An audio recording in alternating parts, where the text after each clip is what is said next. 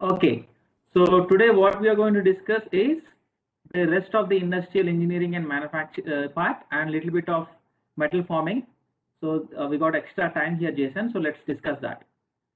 So fine. So this topic is of network flow models and certain CPM. So generally in the syllabus of GATE, they write network flow models and PERT a separate topic. But anyways, network flow models is nothing but how to make the network diagrams of a given predecessor and successor, and then you have to do analysis of this thing using PERT and CPM. Okay, fine. So this is what is a basic understanding of the network flow models. So we'll define the basics, the concepts here like activity, event, and all these things. So it is the time consuming effort represented by line or an arrow. So you see, this is one event, this is another event, and this is the activity. Okay, so let me before discussing these two definitions, let me start with an example here. The example goes like this. Let's say we are watching a movie. It's a simple example.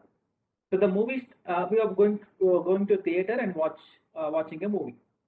So let's say on ticket they have printed a time saying that the movie starts in so place, so and so time. So let's assume that the movie is going to start at 9 p.m. in the night. So that is what is a start event. Okay, and the movie is gonna end at 11:30 p.m. 9 p.m. the movie is going to start, and 11:30 the movie is going to end. So there is the place, the start event, the time at which the movie is going to start is known as start event, and the movie that is going to end is called end event. Okay, and from here to here, it means that if at all the time is passing from here to here, this is the activity, and this is the time in which that you are completely inside a movie theater watching movie and enjoying it, right? So this is the activity that is happening. This is time related thing. The time is progressing here, but here the time is not progressing. It is just representing the start and end here. So that is what it is. See, it is time consuming effort represented by line. This is a line with an arrow head pointing in the direction of progress of completion of work. And it consumes time and resources for its completion. It may involve physical or mental work. Okay, so obviously you have to sit in a movie theater and physically you have to involve in that, and physical in the sense like, okay, fine, mentally you have to watch a movie. There's no physical activity that you're trying to do. Okay, and event is nothing but it is a start point and an end point, start or finish, and it doesn't represent any physical or mental effort. There is no need of any physical or mental effort because you're just saying event is starting, event is ending, that's it. So it neither consumes any time nor resources for its completion. So that is what is this event and activity differences. Okay, hope you got the point here. Next,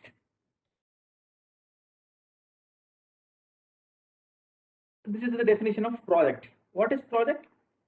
Every project involves some group of activities. Now we are going into some project. It means that in this, let me tell you one example of constructing. Okay, we are constructing some metro rail. There's a metro rail project that we have taken up, and we are constructing that in a city. Let us assume that. Okay, fine. So now, if at all you are starting a project, it means that it involves some different activities. I mean, you have to lay the foundation first, then pillars, then you have to put slab. On that, you have to construct some railway lines. Then you have to construct some electrical settings and all these things. So there are different activities, and each activity, some activities might be independent of other activities. Let us say after completing the foundation, so sometimes somewhere the pillars work will be going on somewhere, maybe some, electrical, these lines are set up. So there are some activities which are independent and some activities are dependent. Means that dependencies in the sense like one activity can be done only when the predecessor activity is completed. In the meaning, you can't lay the pillars until unless you complete the foundation, right? So that is what. So like this, the project is having certain group of activities and which are interrelated, right? And see, activities are interrelated in a logical sequence in the sense that some activity can only be started when all the other activities are completed. So that is what is dependent is. So let us discuss this in detail when we are trying to move into the further slides. So that is what. So if you want to show which activity is before and which activity is after and what is what, we are representing that in terms of a network flow diagram. So this is a single activity that is happening. So this is your start, this is your end, this is your tail node, this is your head node. So this head is this because arrowhead is towards this point and tail is towards this point. It is the graphical representation of a logical sequence in which activities are interrelated to each other while completing a project. When all the predecessor and successor activities are arranged in the form of a diagram, then it is called precedence diagram. So let's see what is this precedence diagram. So this is what is a precedence diagram. So let's see here. What is that? So let's assume that there are some A, B, C, D activities. These are the activities. Now this D activities, let's say A activity is laying the foundation, B is like laying the pillars, C is constructing some slab and all. After these three only you will be able to lay the railway things, bridge. So like that, there are some activities and so A is preceding to B, right?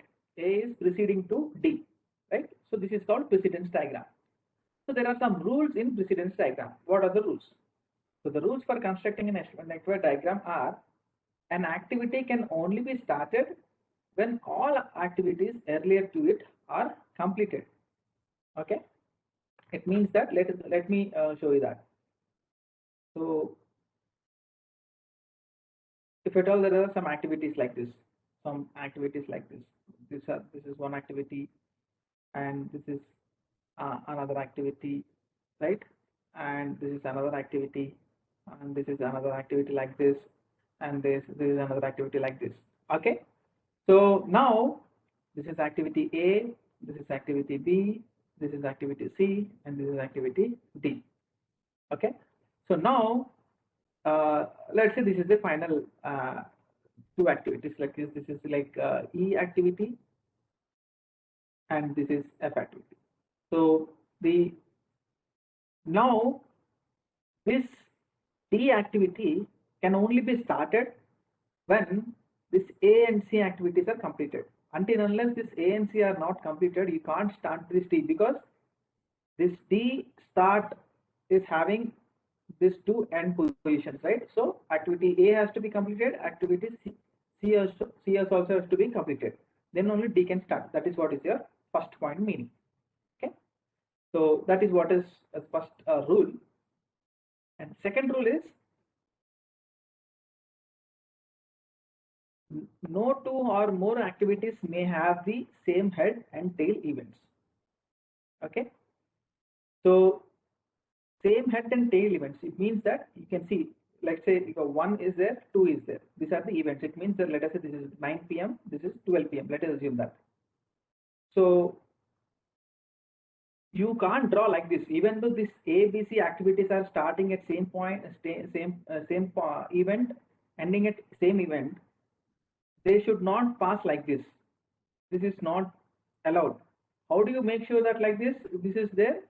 You just okay, to explain this, I'll tell you clearly. Let's assume that there are three activities A, B, C, and it's starting at 9 p.m., 9 o'clock, and it is ending at 12 o'clock.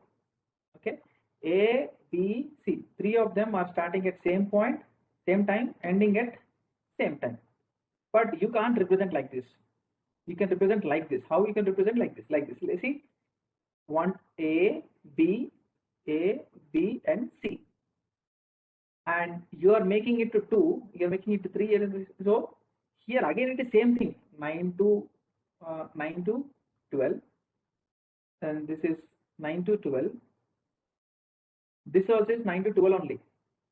But instead of joining 1 to 4, 1 to 4 and 1 to 4 like this, what you have done, you are making a 2 in between, and then you are writing this extra term here that is called dummy. So this dummy activity is having no time, 0 time. It is not consuming any physical work or mental work, anything. But to make the diagram in a proper rule, to maintain some rule regulations, we are trying to draw this. So instead of making this is a wrong diagram, so we are covering up like this. So this is how these dummy activities are coming to picture. And rest of the things from 4 to 5, there is another activity happening. Did you get the point, Jason? Okay, fine. So now an activity which is used to show the logic, dependency or relationship of one activity over other, but doesn't consume any time or resources for its completion, it is termed as dummy activity. Okay, so this is how you can say it's not consuming any physical or what you say the mental work. It is consuming and it is completing it. Okay, it is represented by dotted line or arrow, and that is called, so you can see this is the dotted line arrow, and that is called dummy activity.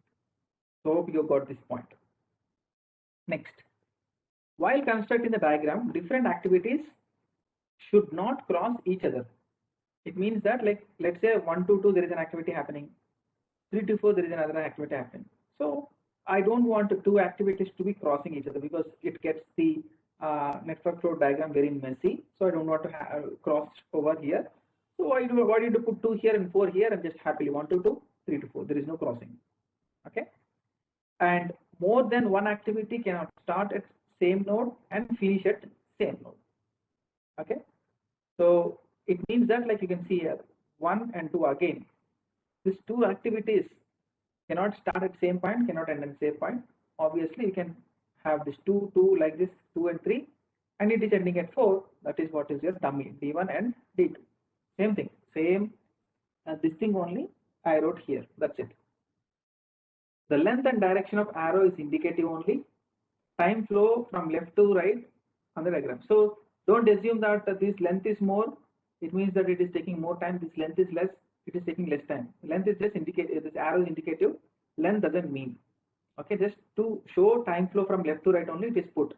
It doesn't mean that small arrow means small time, long arrow means long time. No. Okay. Dummy activity should only be used when it is very necessary, but there is no restriction on number of dummy activities used. So obviously you should try to avoid as much as possible to use dummy activity. You should be using only an absolute necessity only you have to use that. Okay. So there is the last rule for this network flow diagrams are like this. So you see here we have 1 and 2 and there is a 3, all these things. Now see, time is going from 2 to 3, 3 to 4 and 4 to 2, and it is creating a loop. It should not create a loop. Okay, why? How can you are starting at 9 o'clock, you are running at 11 o'clock, again from 11 o'clock you are starting some activity, you are ending at 2 o'clock. Again from 2 to 11, how can you go? 2 to 9, how can you go? You can't go, right? So this is backward. This is like you're going back in time. So this is not allowed. So no looping is allowed. No solution for this. Obviously, they should not be like this. And next, another thing is that dangling is not allowed. Dangling in the sense, like you see, from 4 to 6, from 5 to 7, there are 2 ends. For a movie, there can't be 2 endings, right? So this is ending number 1, this is ending number 2. So I don't want to happen. So I'll just connect from here to here directly. That is what is here. Avoiding the dangling. So the extra ending one you are getting, that is your dangling. So to avoid that, directly take the start point of your that event. Then you can directly connect it to the end. So single ending. I don't want any multiple endings to have. That is called dangling. Okay.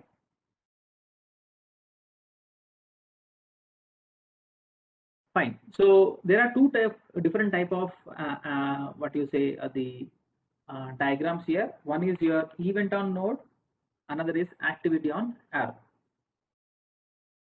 What is event on node? Event on node is nothing but you have events, that is start event, end event, again start event, end event, again start event, end event. So start event, end event for A, start event, end event for B. So you are trying to put events on nodes and activities on arrows. See, this is activity A, B, and this 6 represents the time. 6 days, 5 days, maybe 6 minutes, 5 minutes, we don't know, but let us assume days.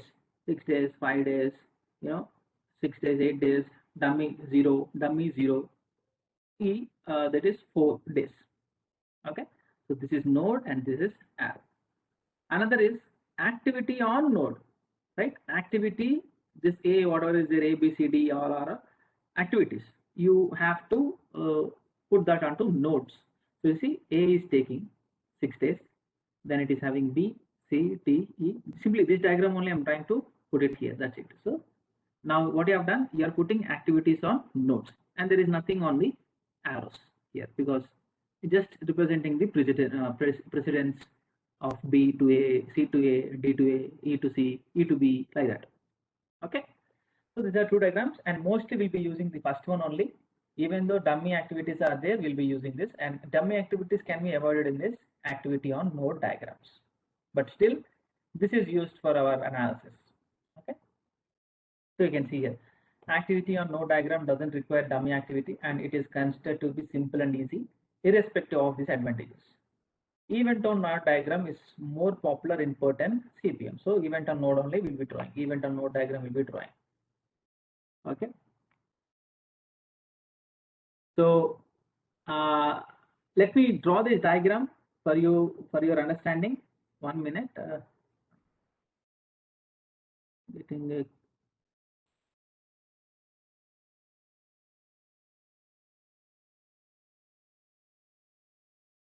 very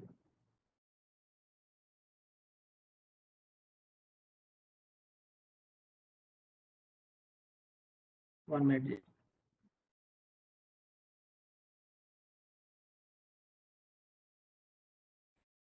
So Jason, let's solve this problem and try to understand what is this. How can we draw this diagram? So we have to follow all the rules and regulations for your network flow diagram. Okay. So let me draw the diagram. So this is how the question will be given in the examination, and you should be able to draw the network flow diagram. So what is this?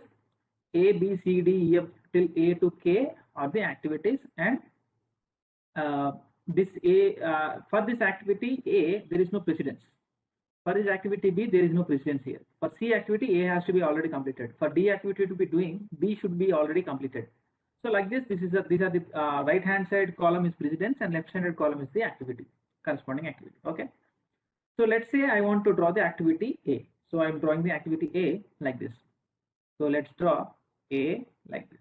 So it is going from 1 to 2. Okay, this is from 1 to 2, and this is for activity. So activity is on arrow, event is on node. 1 to 2 is simply. If you don't want to write 1 to 2, I'm not writing it. Let me fill it later. But I'm just writing for the sake of understanding. Okay, so it will be good. Fine. So, so activity B also is not having any precedence. So it will start at some point. So let us start at the same point because it starts at 0 day. So on first day, I think it will start, right? So I think you can put this thing to some other number 3, and B is taking place there. Now for C, A is preceding. It means that after A only C will come, right? So C is like this. Let us put this as 4 and C. Okay, and for D, this one for D, B is the preceding, right?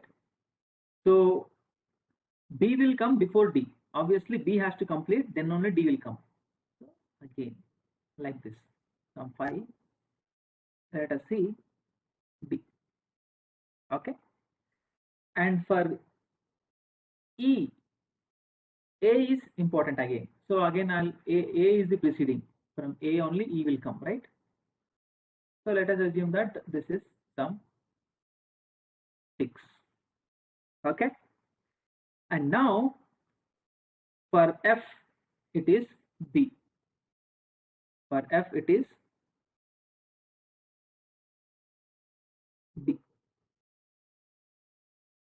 So B has to be completed before starting F. Okay. And for G, it is C and D. It means that like this. After completing C and D only, G has to come. But I can't do like this, right? So what I'll do, I'll just mingle these two. I'll just mingle this 4 and 5. Just let me mingle that 2. So let me mingle that 2. So C and D are mingling, okay? Like this. So this is like 1, 2, 3, 4. And this is 5, let us say. So this is mingling like this. So this is C and this is D. But the precedence diagram is not going any wrong, you see. If you see this thing, A is after completing A only, C is coming. After complete B only, D is coming. And after completing C and D, G is coming, right? So from here, I can take G like this. Okay. And for H, it is G and F. Okay, let me erase this.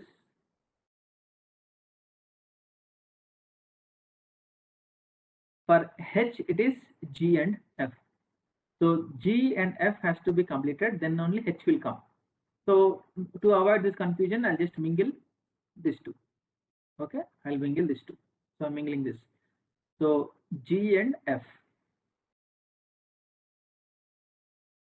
So let me mingle these two.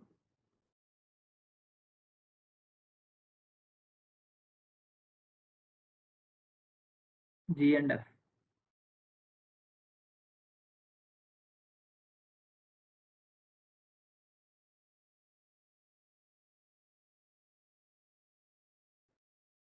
G and this is F. Okay. From here only H will come. Right? See, H is there. G and F. After completing G and F only, H is coming. Got the point? So this is how this will take. Okay. Now what you're saying is that here it is like this, here it is like this. So you want to say this is 2 and this is 3, and C and D you want to complete C and D. And after combining these two only, I mean, you are saying like this. You want to draw like this, right? You want to draw like this, and so this should be G. This should be G. Which one should be G? There should be some activity here, no? Let's say, yeah, because see, C, C and D. So now you are saying if you are putting like this, there should be something to join them. Let's assume that okay, this is not ever, this is not there. Okay, this is you're not having an activity. You're saying I will put G here. Okay, but there should be some. Okay, if you can say that like okay, sir, I'll fill it with some dummy activities. Okay, that is reasonable. That is good. You can put some dummy activities here like this because there is no time happening between here to here, right? And you can join like this. This is true, but we should be trying to avoid these dummy activities. No, that is what I'm trying to do. Okay, got the point? Still, you have any doubt? Yeah.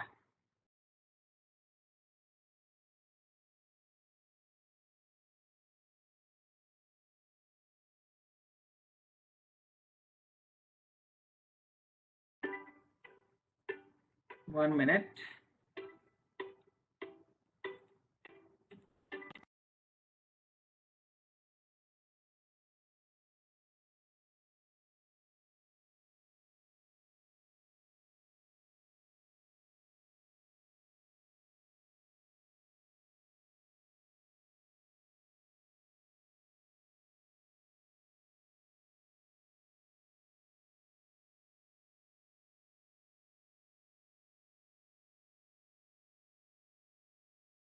Yeah. So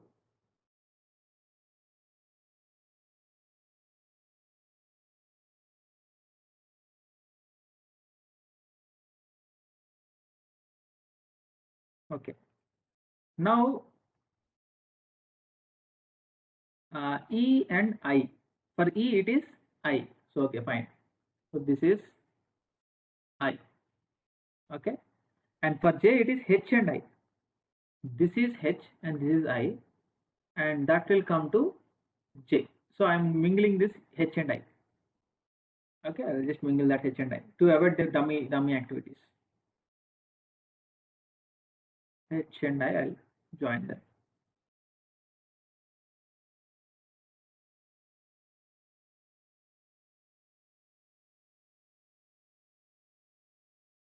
Okay, this is H.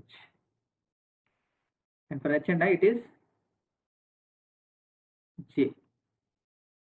And for J it is K. Okay, let me write numbers here. 5, this is 5, 6, 7. So this is how network diagram will be drawn without making any mistakes with the rules and regulations. And I'm trying to avoid as much as my dummy activities. So you should try as much as possible to avoid the dummy activities.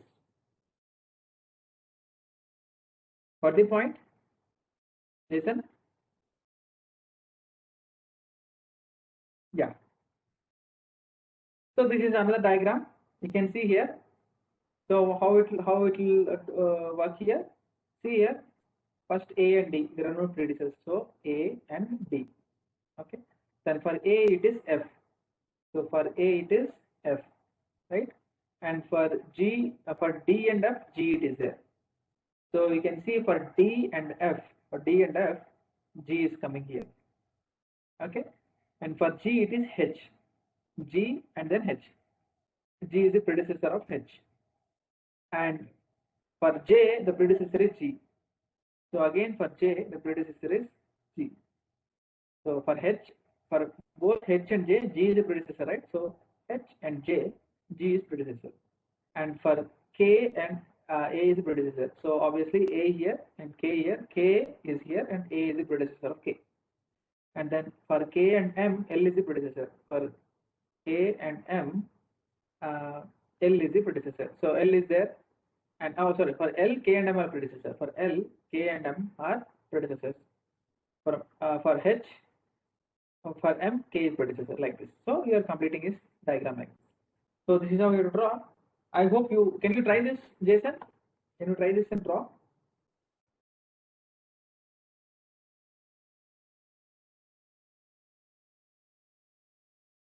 Please try to solve this. And I think you have my WhatsApp number, right? So you try that and just send it to me in WhatsApp so that I'll check it whether you are getting to the point or not. Maybe if you're making a mistake, then let me solve the answer. I'll give you 2 minutes. Please try it.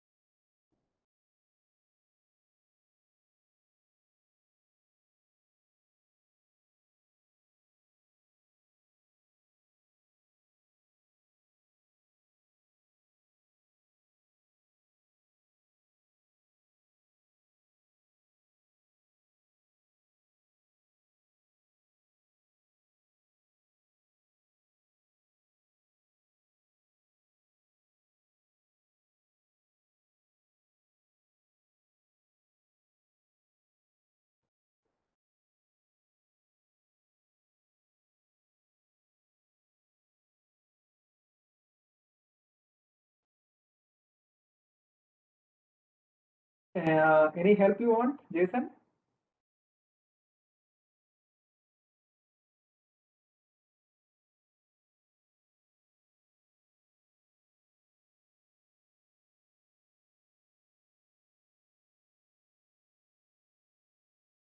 Okay. Okay, let me draw the half. I think you got to the point here. Let me draw the half of it. So what is that? Hope you did the first half ready.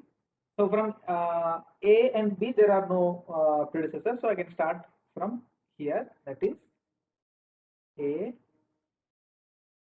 then B. This is good. So let me put like this.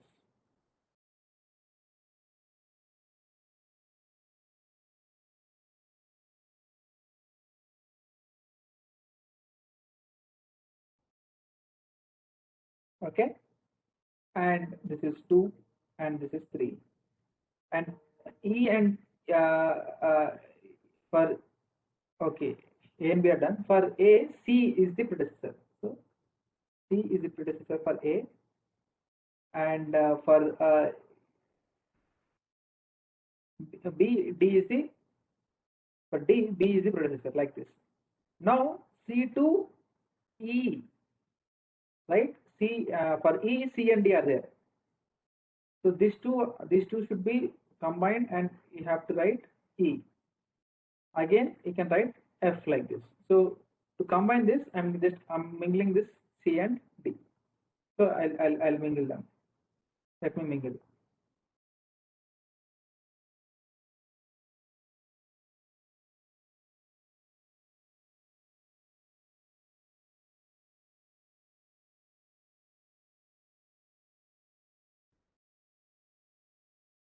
This is C and this is D. From for E also C and D, for F also C and D.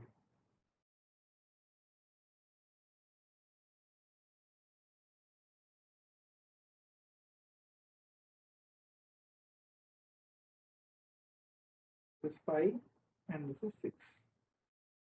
Now can you continue? Can you continue with this? Yes, it's nothing. Let me complete. I think you can do that. So for G it is E, for H it is F. For G it is E, for H it is F, like this.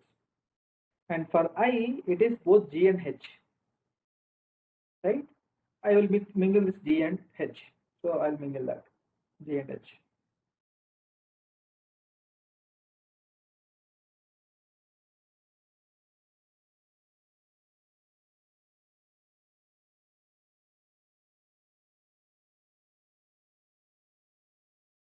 And then comes your I.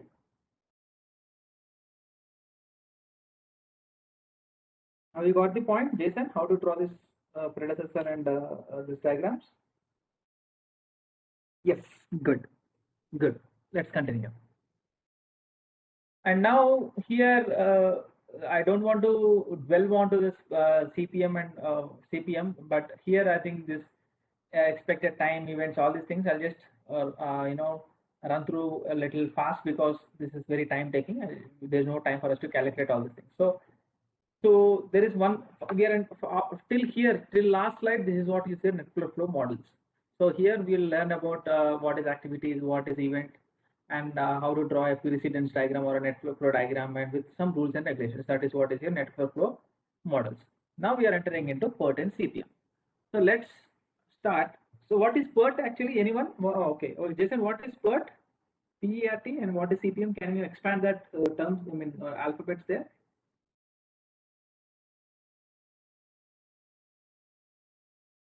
CPM is clearly evident here. Here it is CPM, that is your critical path method. What is PERT then? Jason? It is nothing but program or sometimes project. This P is denoted by sometimes program and sometimes it's also known as project. Yes, the evaluation review technique. E is evaluation and RT is review technique. Excellent, excellent. This is here. So this is a probabilistic approach, and this is the deterministic approach. I already told you the difference between probabilistic and deterministic. Deterministic is like when something is known, it is fixed, it is known for sure.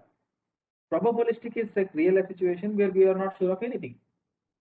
So like in inventory control, we have two models, right? The first one was like the Wilson Harris, all these models. In that we have a deterministic approach where your demand rate and lead times are fixed.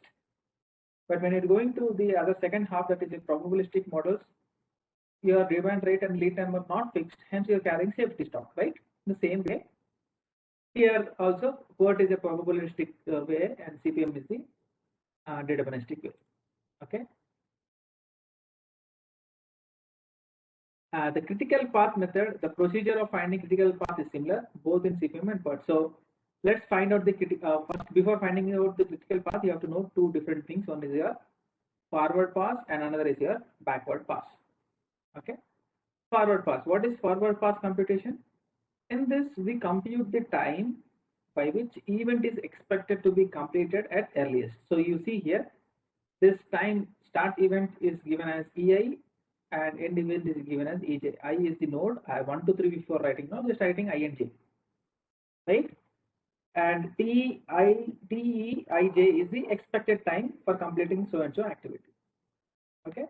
So somehow you will calculate. So this is the formula for calculating EI plus TIJ is equal to EJ. Maximum means like if you have some different nodes, you have to calculate the maximum. Let's not dig deep into this. I'll tell you a very simple way to find out the critical path. And backward pass is like this. We have some LIs and LJs. We have to calculate this thing.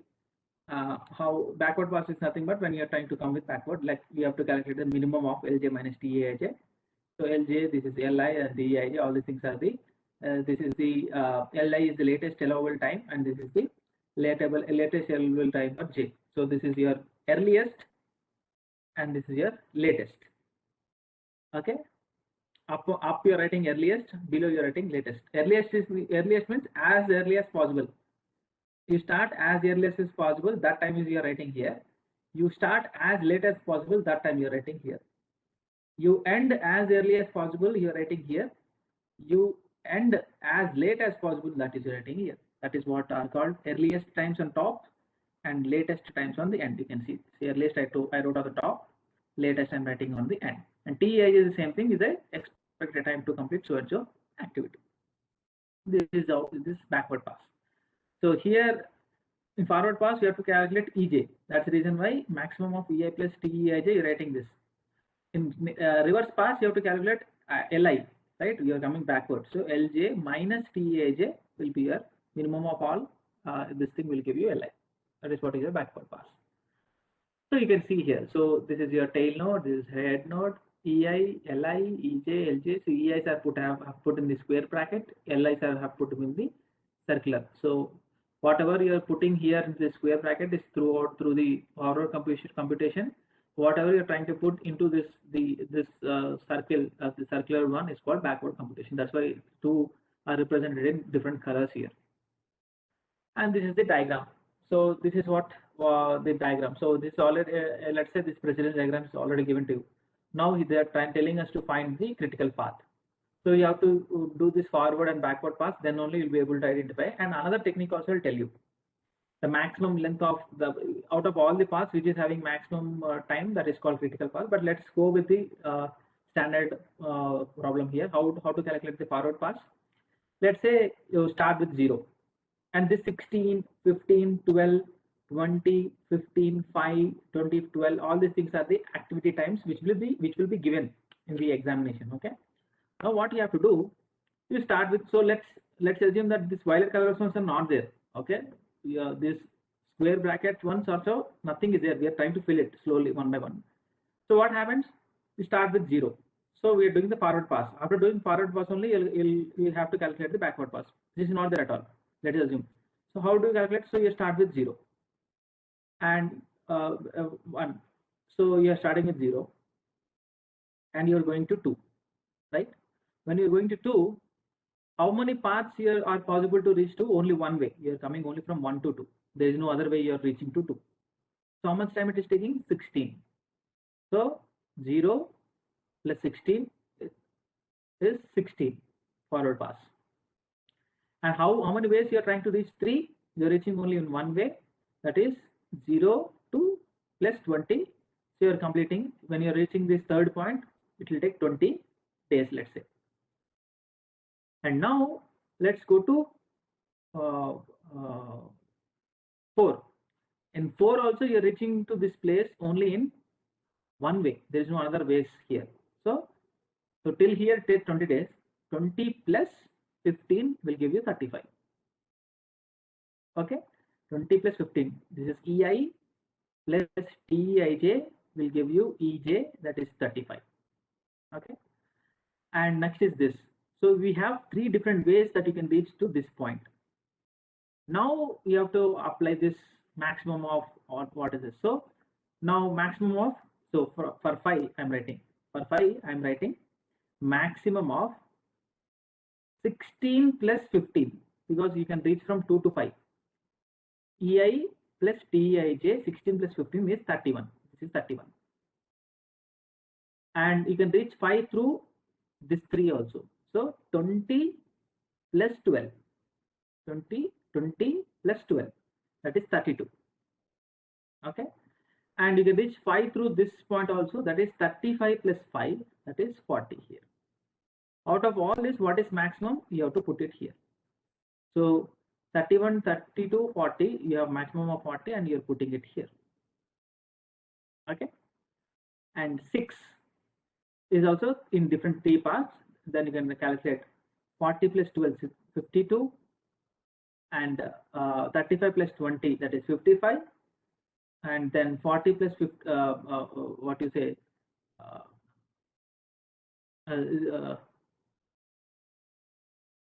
where you are reaching, 0 plus 40, 40.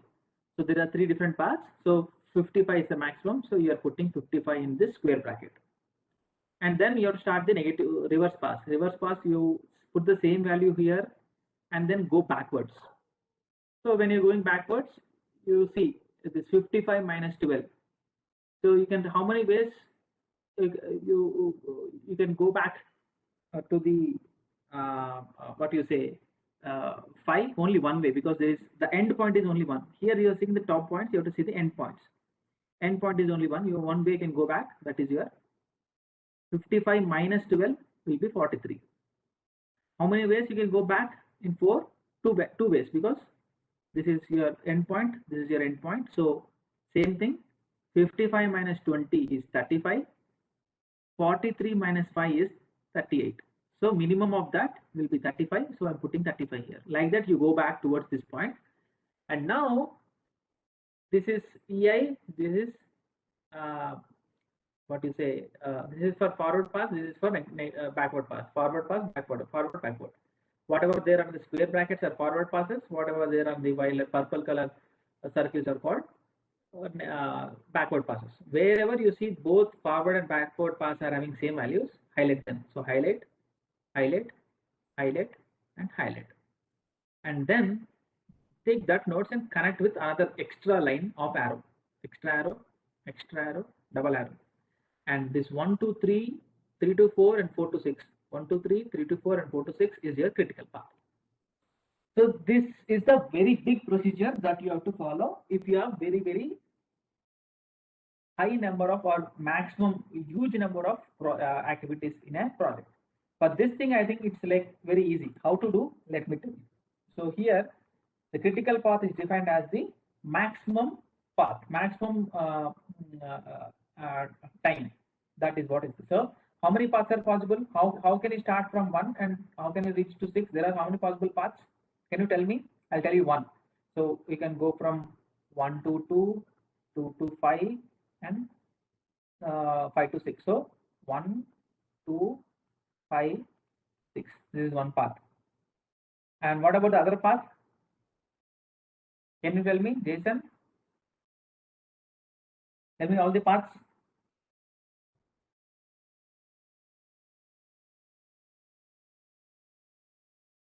So 1, 2, 2. Don't write A. Don't write A. 1, 1. So another is 1, 3, 4, 6. Okay. Another path? Any other path? 1, 3, 4, 5, 6. Excellent. 1, 3, 4, 5, 6. Any other path? 1, 6. So calculate the total time for each path. 1, 3, 5, 6. Okay, 1, 3, 5, 6 also is there. Yeah. So your first path, second path, third path, fourth path, and fifth path. Out calculate what is total time for this first path. 1, 2, 5, 6. 16 plus 15 plus 12. How much is that, Jason? 1, 2, 5, 6. 43. Okay. 16 plus 12 is 28. 43. Okay. How much is this second one? 1, 3, 4, 5, 6. Please add them up. 1, 3, 4, 5, 6. 52. Okay. Next one. 1, 4, 5, 6 is 55 only, right? We have calculated already, right? Calculate 1 to 6. 1 to 6 is 40. Calculate this. 1, 3, 5, 6. 1, 3, 5, 6. 20 plus 12 plus 12.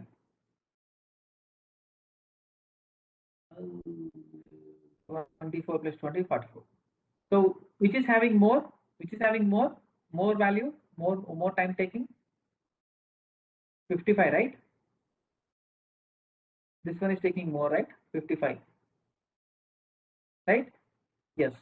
So that is the critical path. So obviously this 1346, 1346 are matching, right? This one and this one are matching, right?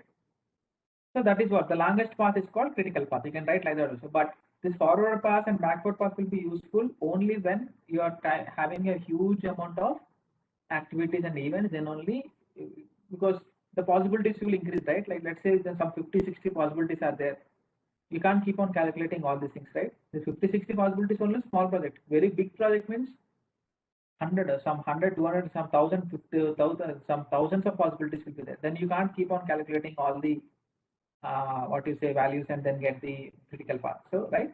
So you can go for this forward and backward. And forward path and backward path will give you some more intuitions that we'll be discussing in the following slides. So same thing.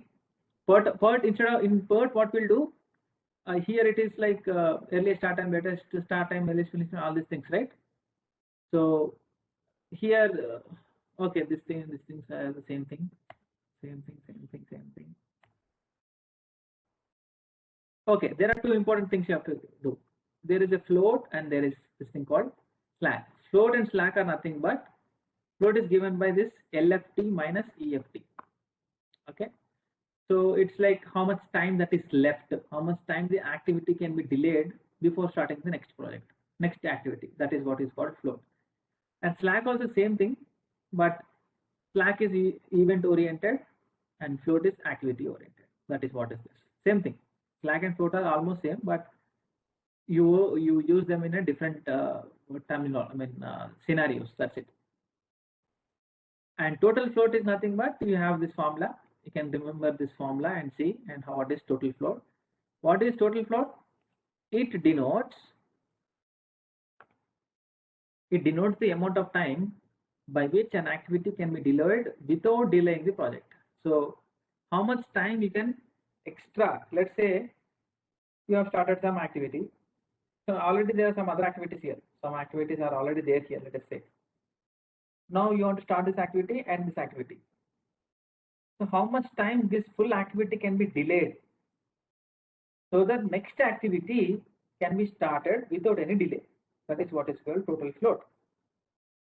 Because sometimes what happens in previous activities are completed some before time only and some extra time you got here. And that extra time, how much is the extra time? That is what is called total float. So if your total float is positive, it means that you got extra amount of days here. You have done before itself, right? So you got more time here left. That time can be allocated into some other activities. If your total float is negative, it means that you're out of time. You should be taking some more extra time. So resources are not sufficient, activity cannot be completed on the time. If it is 0, that means that you are right on time like punctual, so there is no nothing you can do about it. Like you're on time. There is no extra resources, or there is no less resources also. So that is what is your total float. And this free float safety float, don't worry about it. Just think about it. So next is critical path. The term is critical path because if any activity on this path is delayed by certain amount of time, the whole project is delayed by the same amount of time. So let's say all the activities are done, then critical path you are making because if any activity on the critical path is delayed, let us assume the whole project will be delayed. That is why it is called critical path. Okay. So the activity for which total float is 0 is called critical path. That is what I have seen. So 0, 0, 0, all the things which are having same values only, we have joined them. That is called critical activities. Combination of critical activities is critical path. The activities along the critical path are known as critical activities, and they are represented by double arrow. Okay, fine.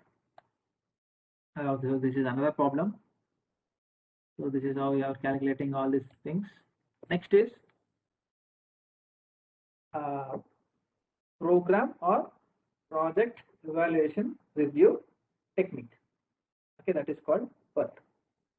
So it is used for uncertain projects because it is a probabilistic way of doing it. It is based on 3 time estimates.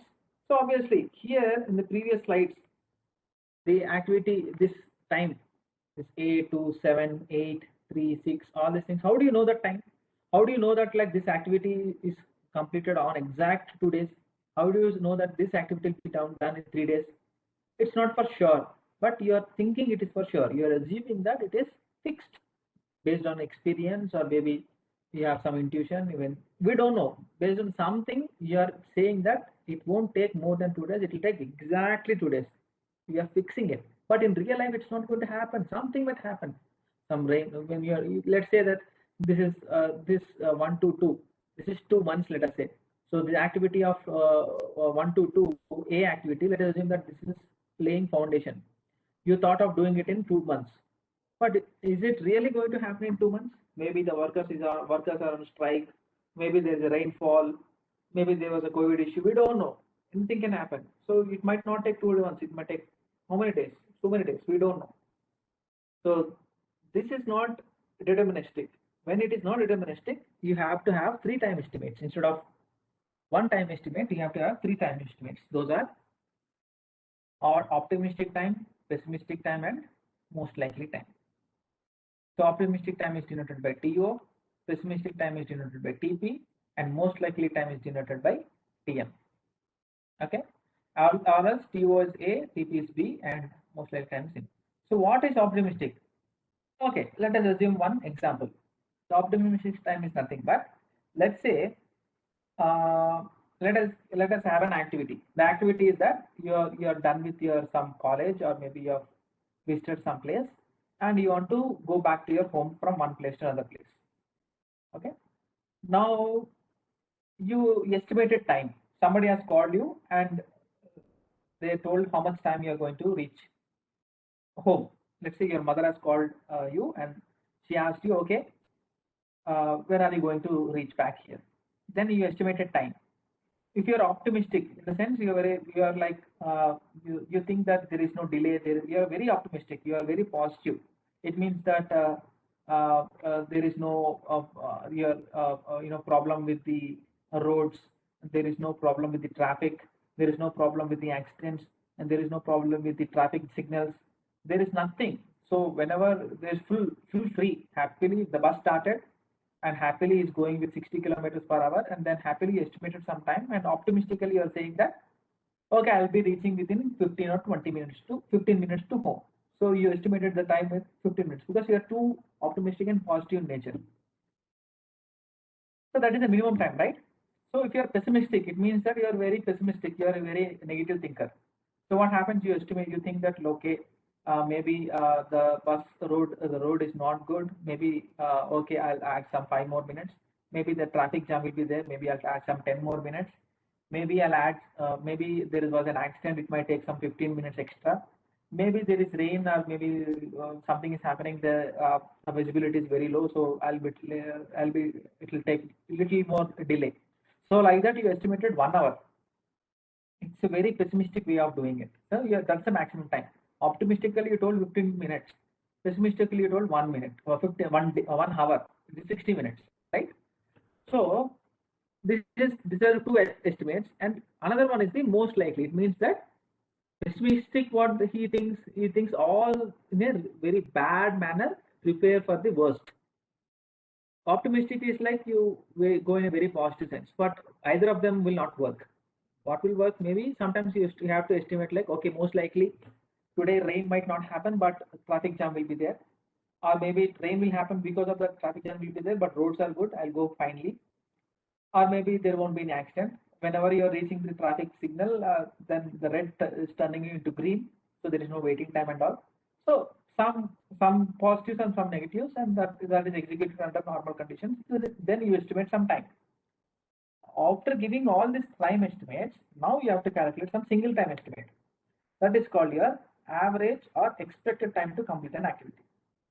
So for one activity, one arrow, one activity, you have to have three time estimates: optimistic, pessimistic, and most likely. Once given these three values, you should calculate a single value. That single value is this. You have to calculate like this: optimistic time plus 4 into most likely time plus pessimistic time divided by 6. Okay, that is what is your total expected time if given this three.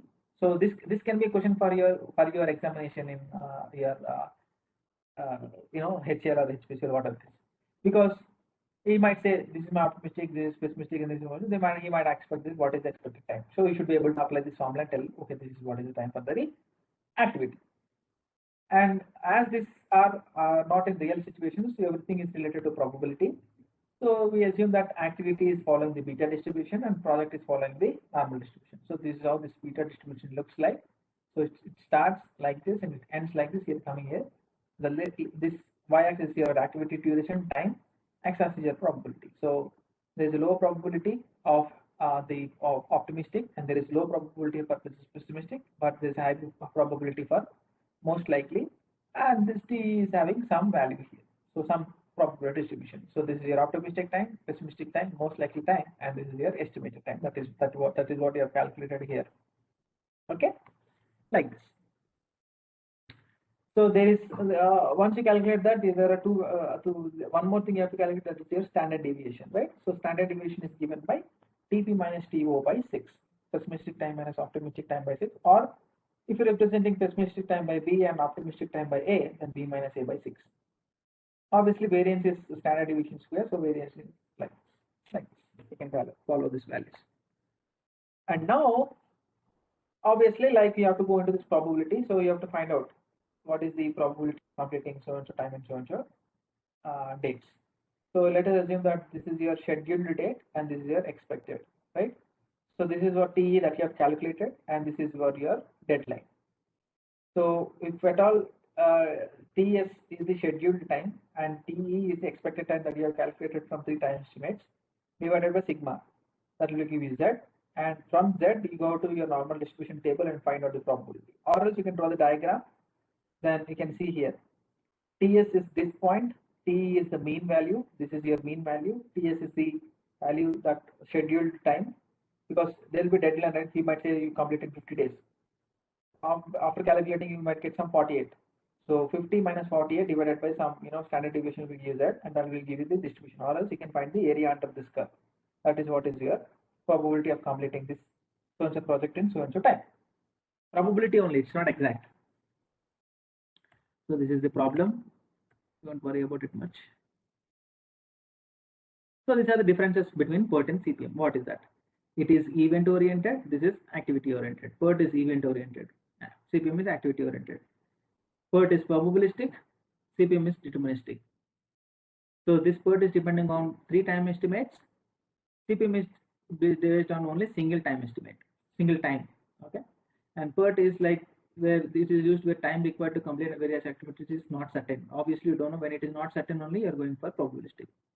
It is used for repetitive jobs where one has prior experience of handling similar projects. So obviously, based on experience, the time. So it is deterministic. So CPM. It usually doesn't consider cost analysis. You're not analyzing in cost. Here you are trying to analyze some with cost. And here applications are you're trying to do with research and development here because it is probabilistic. This is for some construction projects, CPM. Why we are doing this construction project for CPM? Because so many, some hundreds, thousands, some lakhs of construction projects have been already completed in India and anywhere. So based on the experience and past data, you'll be able to estimate some exact time for so and so things, and then you'll be able to complete. For research and development, you don't know because you are not you don't have any previous data, so that is your new one. So you have to have some time estimates. Then by the time estimates, you'll be calculating some expected time, and through which you'll be doing some analysis of critical path and then proceed with that. So that's the end of your pertinent CPM. Is there any doubt, Jason?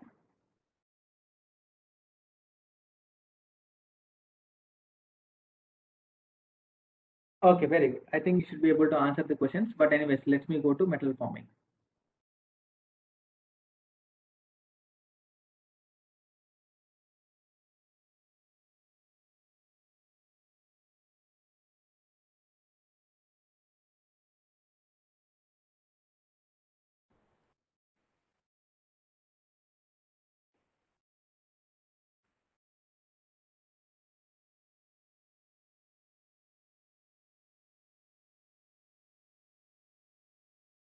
Okay. So already I think Jason, you might have already read some metal forming, right? But anyways, let me go through some slides and proceed with that.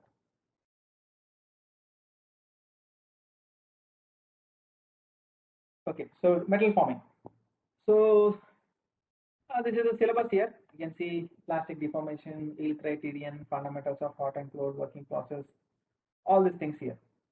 Okay, so it's nothing. So this is how this metal forming is different from metal cutting. How I can make this kind of object in metal cutting also, and this kind of object in metal forming also.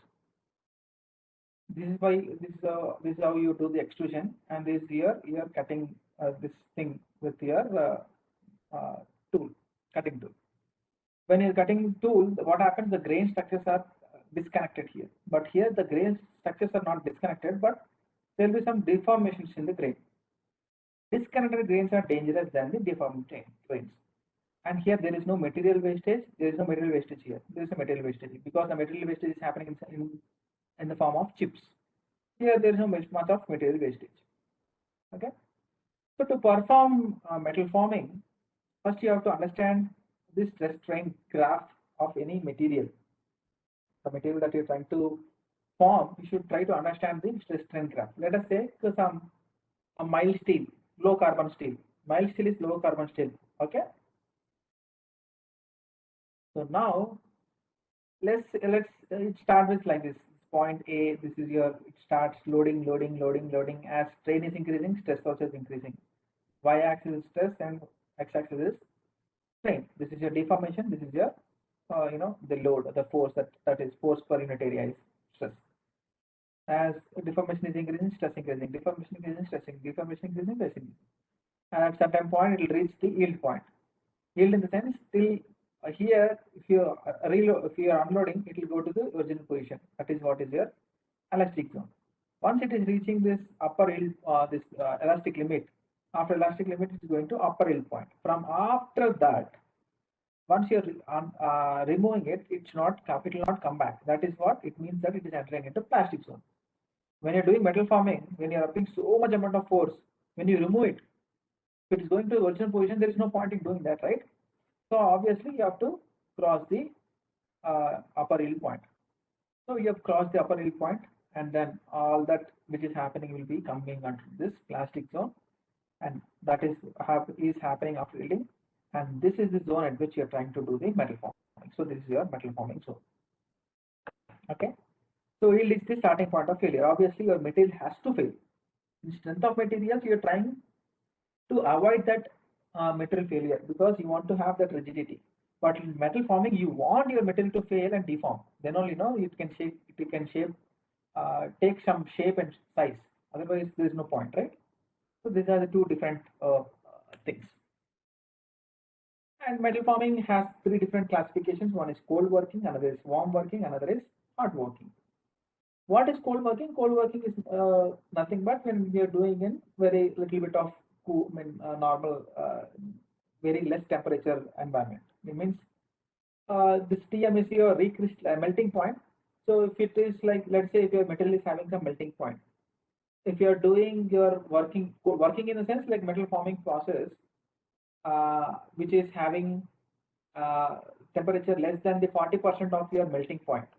Let's say if your melting point is some 1000 degrees centigrade, then you are working at some 400 degrees centigrade, below 400 degrees centigrade, then that is called cold working process. Then if you are doing it between from 400 to 600 degrees centigrade, then it will be warm working. If you are doing above 600 degrees centigrade, then it is called hot working. 600 in the sense, for example, I am saying, okay. If you tell your melting point is 1000, then I'm saying whatever the values I told, it's for an example. So if it in generic case, then it is 44%, 0.4 times of your melting point here, 0.6 times of all things, right? So this TM melting point is related to some recrystallization temperature. This is called your recrystallization temperature, which is almost equal to 0.5 times of your half of your melting point. What is this recrystallization temperature? Recrystallization temperature is nothing but the temperature at which your old stress grains will be converted into newly stress-free grains. In the sense like when you're trying to apply load, your grain structure will be stressed. And after reaching this 50% of melting point, I mean after going above this 50% of melting point, the old stressed grains which are under stress will be converting into a stress-free grains, and this conversion is happening. This crystallization is happening. The recrystallization is happening. The temperature at which this recrystallization is happening is called recrystallization temperature. Okay, that is what is the recrystallization temperature. You can see here.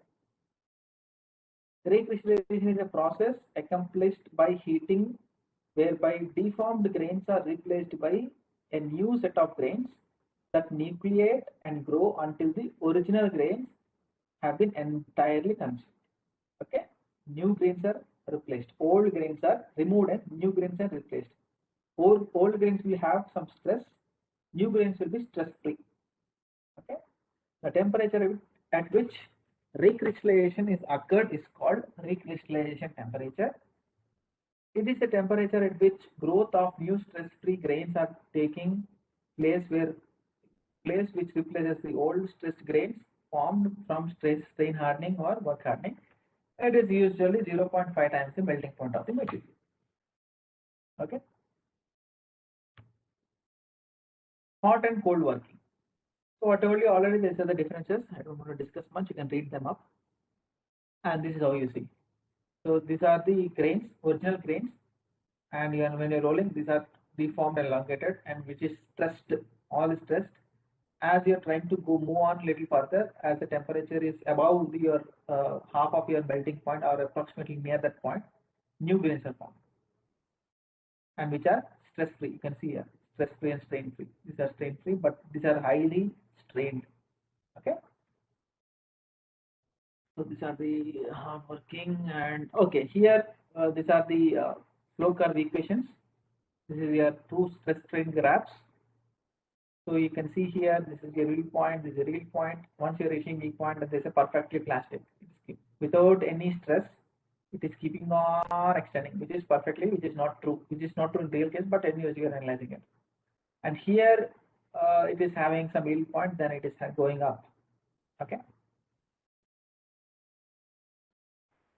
And this is your engineering stress, engineering strain, all these things I think you would have done in your strength of materials revision. And this also performance equation and all these things are not very much here. Okay, let's enter into this rolling. Okay, so how this rolling is happening? Nothing but it's like you have to try to reduce the thickness of a sheet. Okay, when you're trying to reduce the thickness of sheet, then rolling is happening.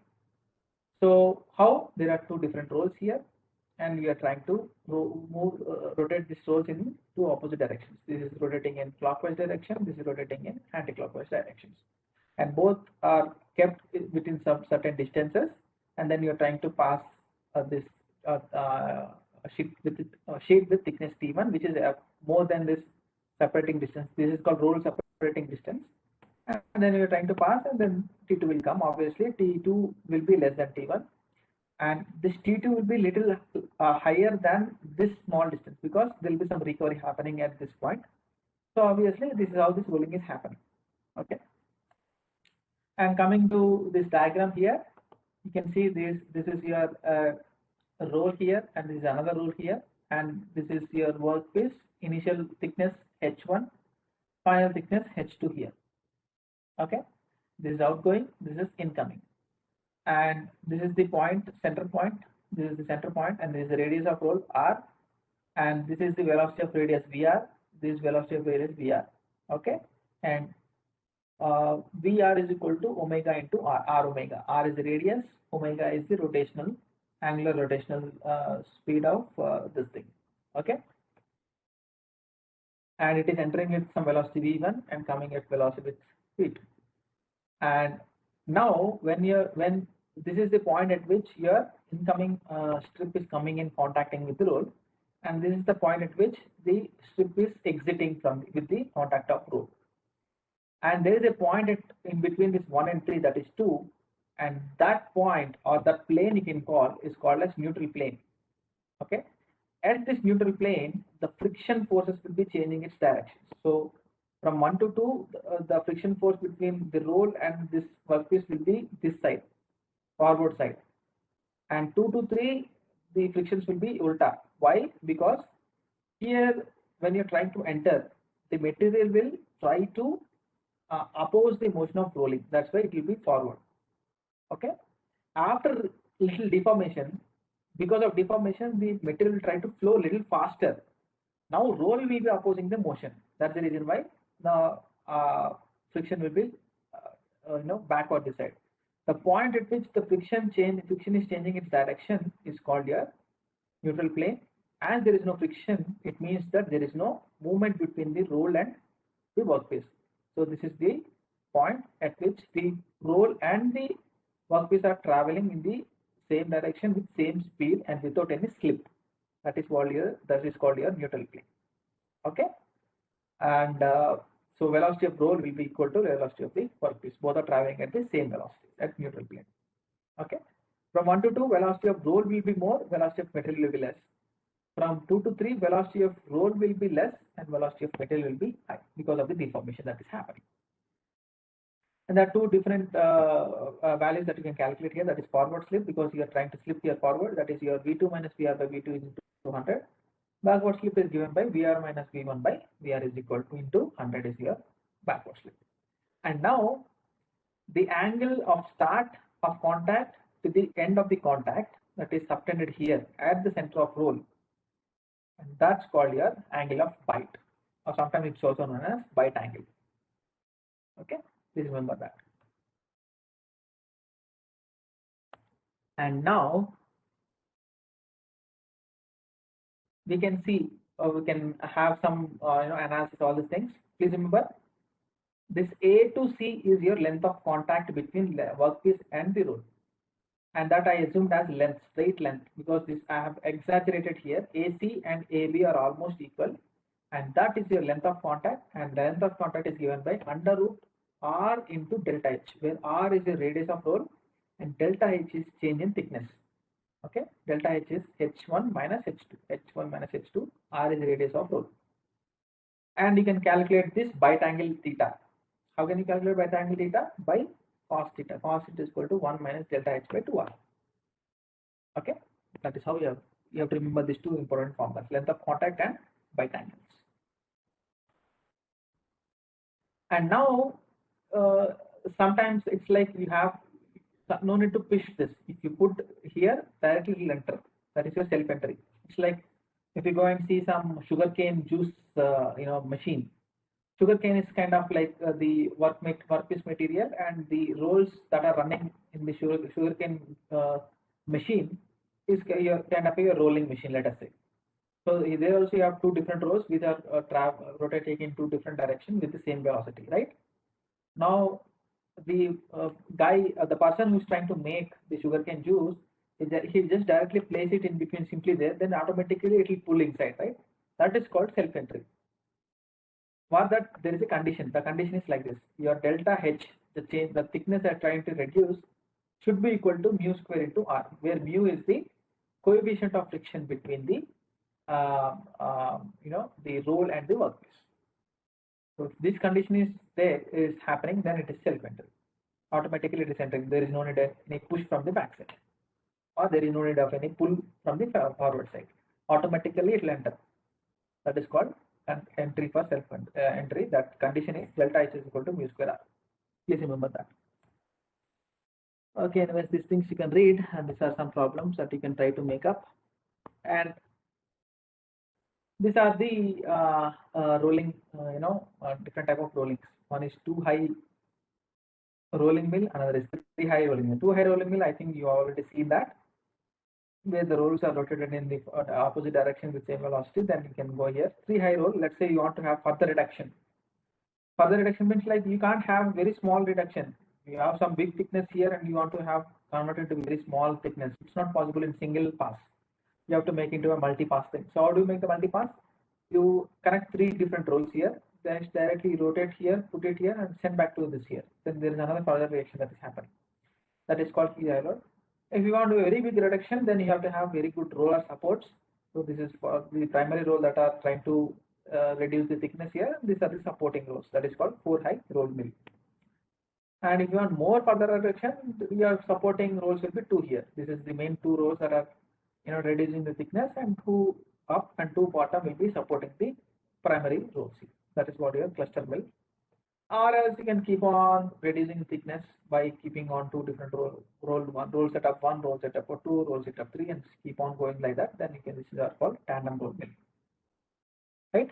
This is what, and you can do thread rolling. These are the defects we just mentioned and all things. And next is wire drawing.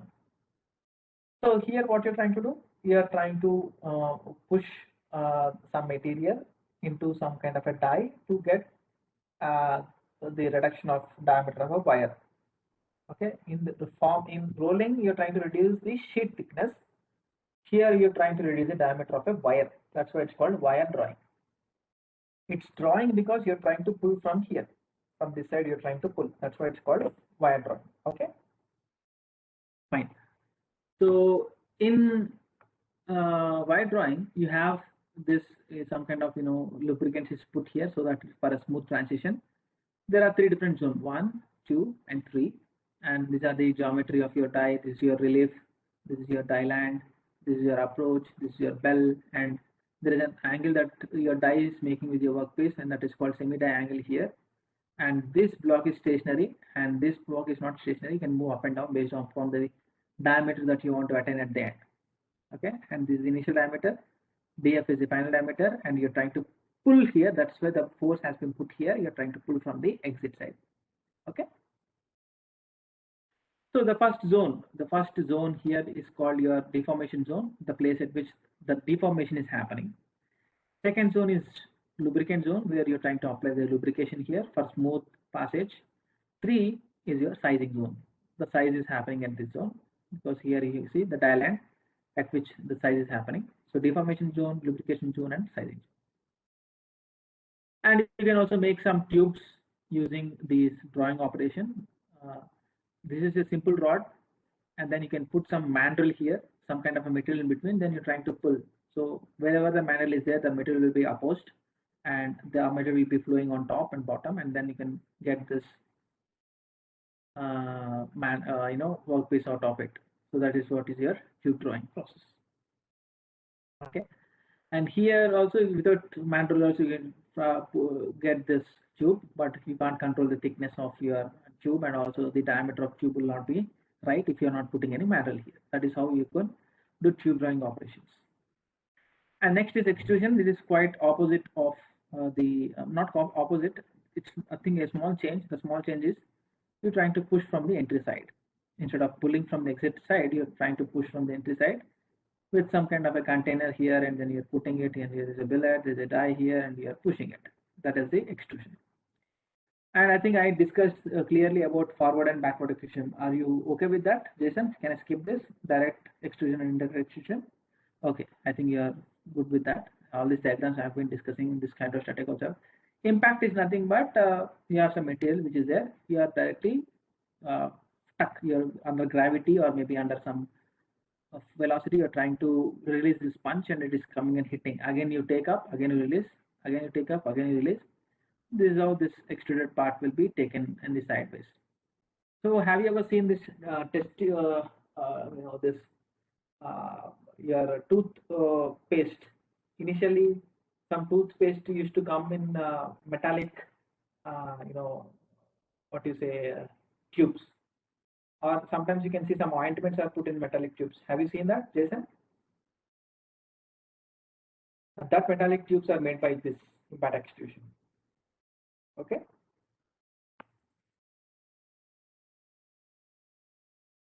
And this is the formula for your this thing, but it's not important. Okay, this is all derivation, and this is the formula that you have to remember for your extrusion. So these are the boundary conditions. You see the boundary conditions at R is equal to Ri at radius, that is entry, at entry point for extrusion. Entry point only you are trying to apply, right? But wide drawing, it is ulta.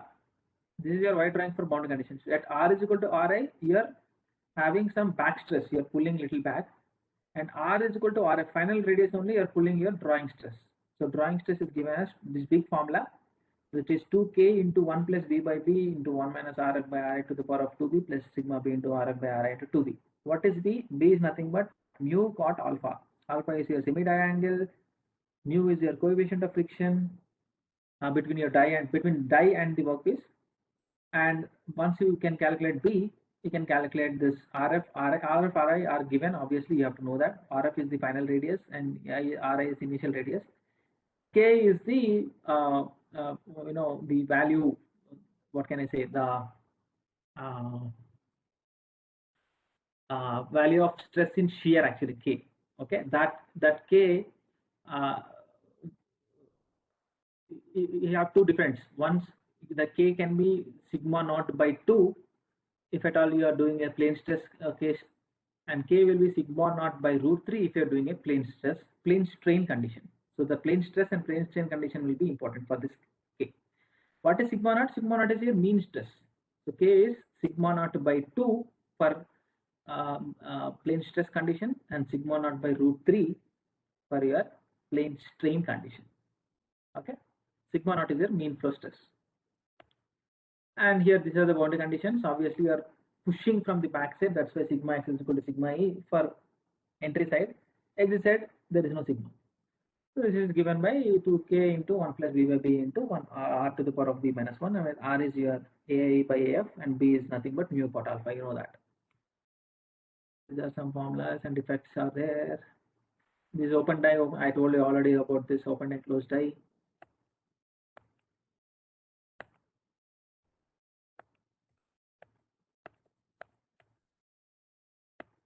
See, you can see here. So this is your plane strain.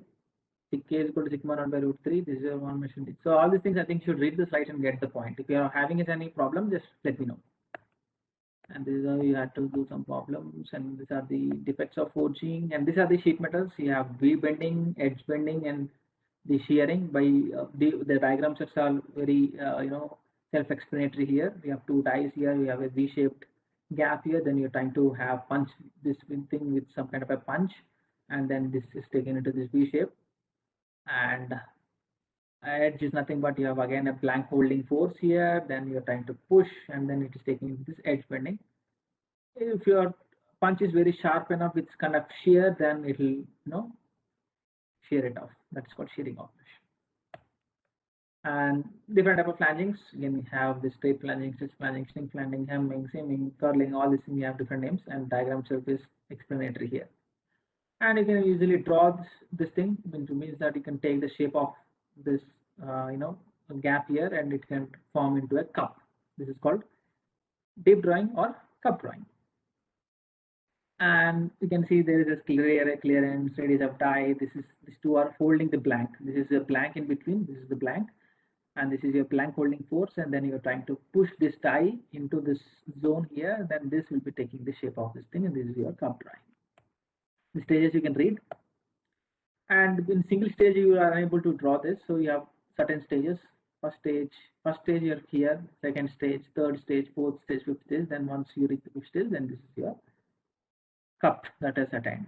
And this is given by drawing ratio, that is your diameter of blank divided by diameter of the punch. Diameter of the blank is this, diameter of punch is this, diameter of blank is this, the diameter of punch is this, your drawing ratio. And reduction is nothing but diameter of blank minus diameter of punch divided by diameter of blank. That is called your reduction.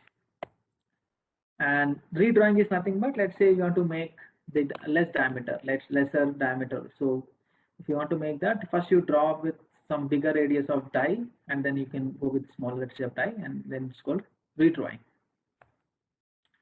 And these are the defects, because when you're trying to draw, there are some wrinkles happening, maybe some, some cuts onto the edges, and this is called tearing, this is called earring, this is called scratches. All these things are the defects of redrawing.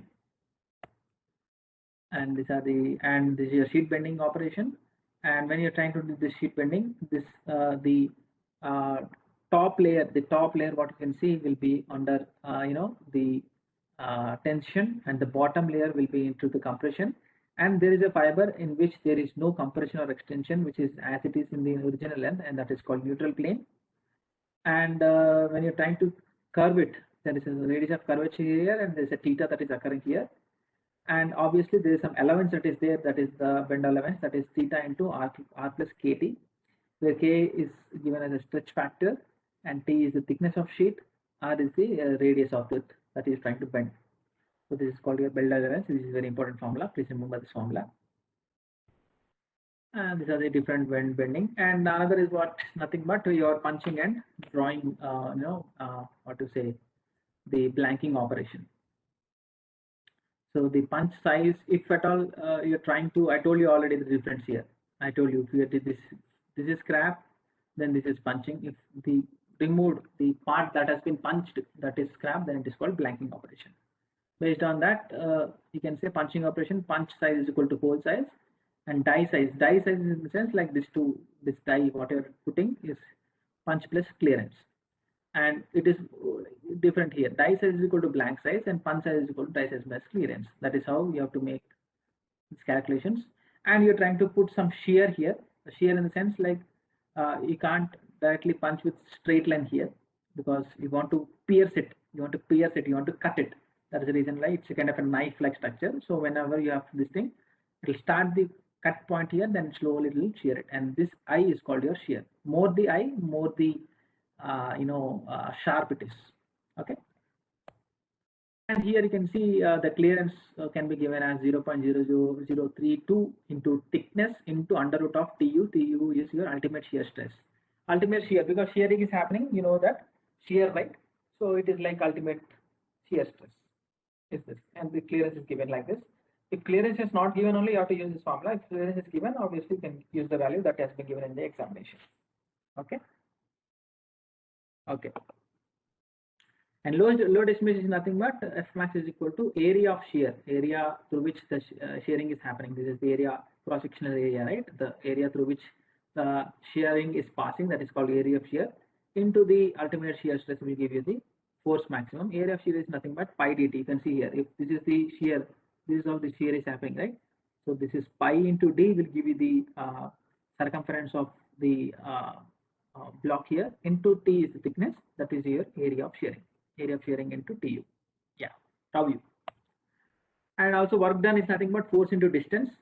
Distance is nothing but the K into T, the thickness plus the shear. Obviously, the shear has to pass, then also some thickness has to pass, right? And that distance is K into T plus I shear, and F max is the force, and work done is given by length. F max is into K into T plus I. This is the important formula that you have to remember. I is shear, K is thickness, K is the factor, that the penetration factor, that is given as 0.2 to 0.6, and then F max is the value that you have calculated from this formula, area of shear into tau u. Okay, and I told you this is here and these are the things. Okay, Jason, So today will be the last class of my revision for my manufacturing.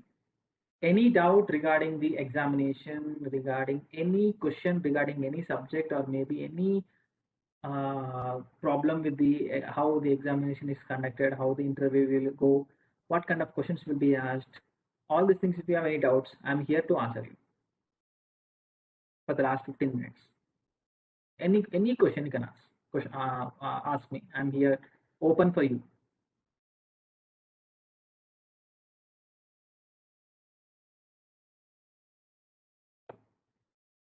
Jason?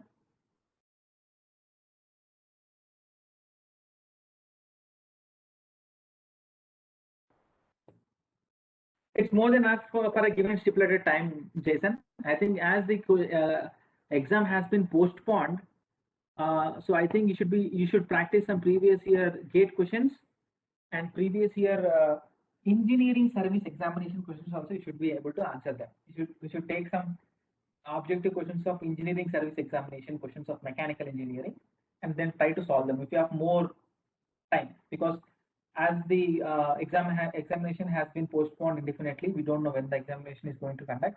I think it's not going to conduct in coming 30 days, maybe 1 month it will take. So you have more time. More the time, more the preparation will be going on. I think hope you get more time, so I think we can prepare a lot.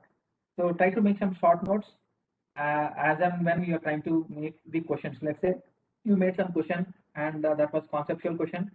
If at all you are unable to answer that conceptual question, that sentence, the concept should be put in your short notes so that you won't be forgetting the concept ever. Any idea what they ask more? Okay.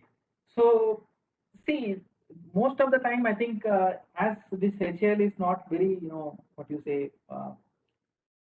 numerical type of questions should be little less only. As of I mean, assume it's not for sure. It will be 50-50 as of I think theory and problems will be 50-50, because more theory also is a problem, more problems also is a problem. So I think numericals and theory will be sharing its thing in a 50-50 manner. So I think 50-50 will be your ratio for theory and numericals. So I think, and don't worry, as you are not unable, they are not providing any calculator. I mean, you should not take any calculator inside the examination hall. So I think you no need to calculate very intensive calculations there.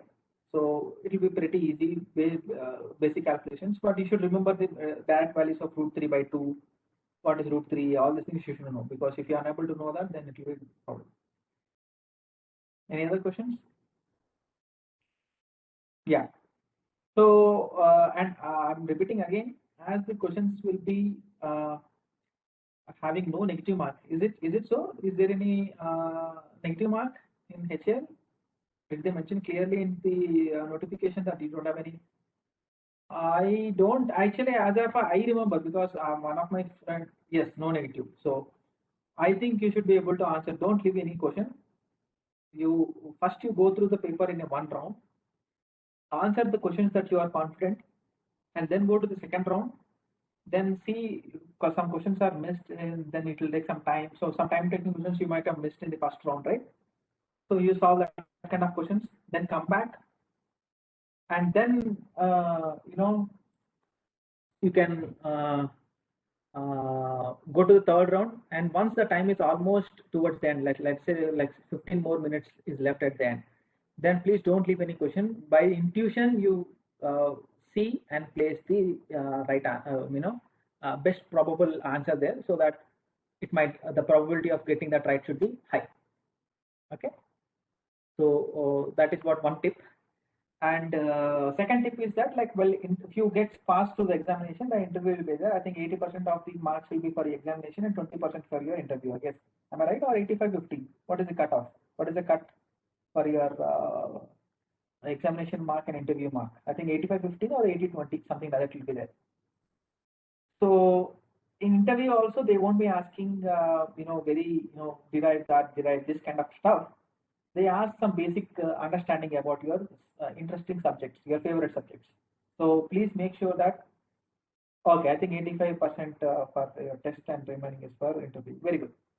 So there's they won't expect much derivation or some mathematics or something like that, some mathematical proofs and all.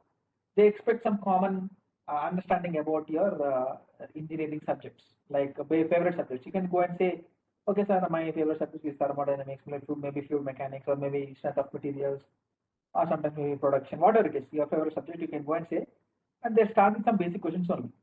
Once you start with some basic questions, then they'll keep on asking some questions which are related to the answer that you have given. Let's say you go and say, okay, draw the curve for mild steel, or draw the stress and strain for mild steel. Then you go on, see and say this. What are they say? Okay, what are the points? So then you'll point. Okay, this is elastic point, and this is your proportional limit, and this is your yield point, and then here's your ultimate point, and failure, and all this. And then they'll ask what is yielding, what is why after yielding if you remove what is happening, like that they'll keep on asking. They'll see how much extent you can go. If you're unable, they'll go to another question, right? Maybe they'll say that like, okay, fine, what is the difference between the SFT diagram and the BMD diagram, like that. So then you will be okay, fine. They may ask you draw the SFT for so and so simple loading conditions, not a very complicated one. Like that. That is your standard materials. Let's say if you're coming for a production, they might ask, okay, fine, what is the difference between open die forging and a closed die forging? Or maybe what can you tell me in examples for electric welding, arc welding? Then you should say TIG welding, MIG welding, all these things are arc welding, Sapans arc welding.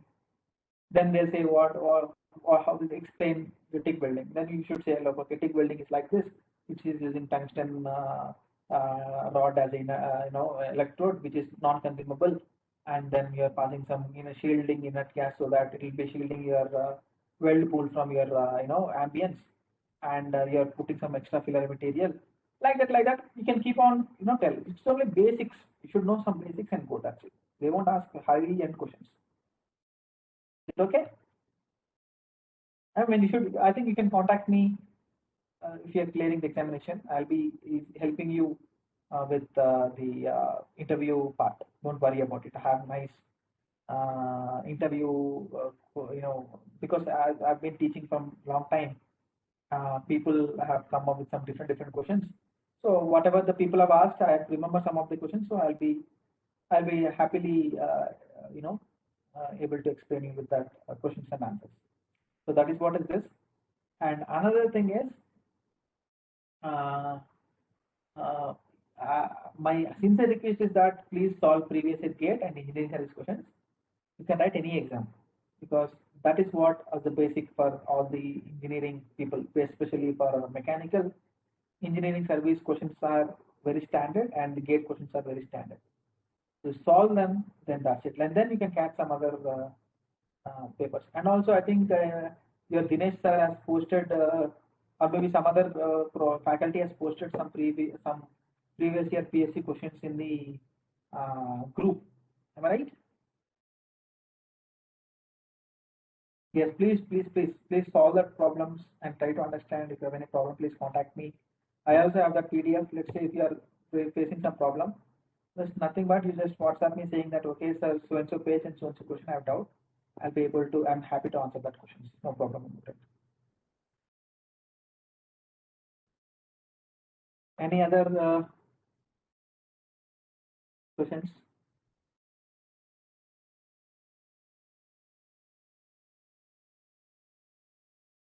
Fine. So let's wrap up the session for today. And it's not like I'm not. I mean, the regular sessions will be off, but anyways, you can contact me in WhatsApp. Then we can discuss. Okay. Yeah, you can text me. You can surely text me. No problem. No problem with that. Okay, man. All the best. Work hard and get a good result. And please let me know. Thank you.